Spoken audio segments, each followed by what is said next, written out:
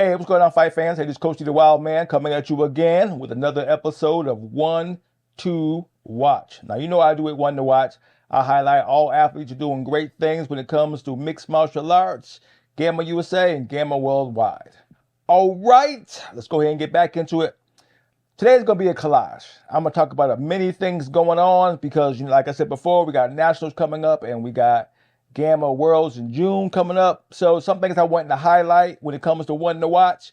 So I'm going to break some things down. So my question for all of you, are we about to see an resurgence of more wrestlers coming into MMA? Because now we have a bigger platform for a lot of wrestlers to now get recognition, now get more exposure, and now do more things since we have the opportunity to be able to head into the Olympics down the line. Now, wrestling is already in the Olympics, so if you're already wrestling, naturally you can make it to the Olympics with wrestling. But what if you have an option and you want to transfer over into mixed martial arts and try to go for the same goal? That'd be two goals. So say you competed in wrestling in the Olympics, now you want to see if you can compete again for MMA. That would be a good feat that very people could say they have done. So, sounding kind of interesting.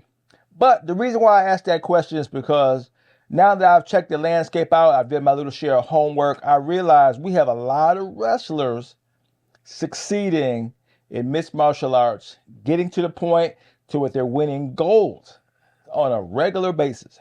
So let's break it down. So some of our stars who are doing great things like Taylor Ellis, she's winning in MMA, she's winning in wrestling, she's winning in jiu-jitsu.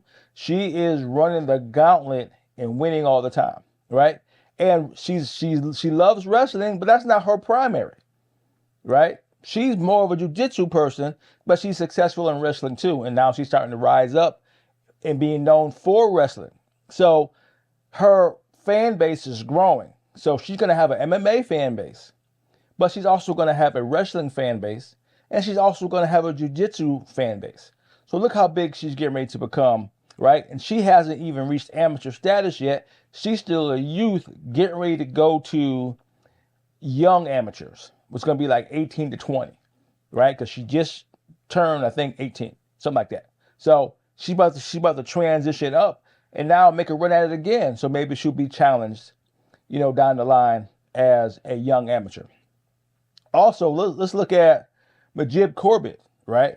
He's a two-time Gamma champion. He won in Bangkok and he also won in Indonesia, right? He comes from wrestling. And primarily he had the same wrestling coach, and look at his success, all right? And what I like about Majid is that he's using his athleticism to nullify a lot of wrestling, right? So he's becoming an anti-wrestler, even though he's very good at wrestling. So he doesn't want to take it to the ground. He wants to keep it standing up, and he's using wrestling, anti-wrestling to do so, right? And he's making it look easy. Two-time champion, right? Breaking new ground, doing very, very well, all right? Now let's talk about one of our biggest stars when it comes to Gamma USA, Gamma Worlds, and being a wrestler, right? That's Zoe Nowicki, right? You see how she gets down. She's also a two-time Gamma champion. On top of that, a two-time world champion, right? Both in Bangkok and Indonesia, right? She won Invicta twice, right? She's competed everywhere. She's just that good, but her base is wrestling, right? And she's doing most of her work stand-up, but even though she'll take it to the ground in a skinny minute if you ain't paying attention, all right? So all three I just mentioned are high-level wrestlers, right? And like I said, they're killing it right now. Killing it. That's where they're coming out on top with having a strong wrestling base. Now, the one that embraces it the most is Adam Haas, right? He's like, look, I'm going to win with wrestling, right? First and foremost. If I happen to punch you in the gut and kick you in the gut, that's because I had to get you off me so I could take you down, right?